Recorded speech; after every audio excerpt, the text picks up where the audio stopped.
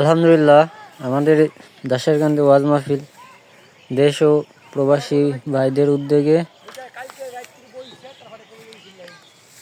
এক বিরাট ওয়াজ মাহফিলের আয়োজন করা হয়েছে।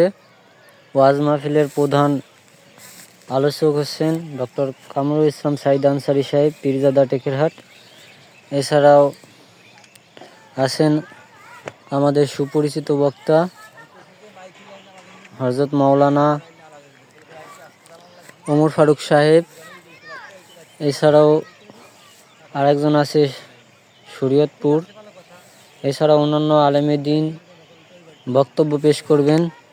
আপনারা সবাই আগামীকাল বাদ আসর থেকে ওয়াজ মাহফিল শুরু হবে ইনশাল্লাহ।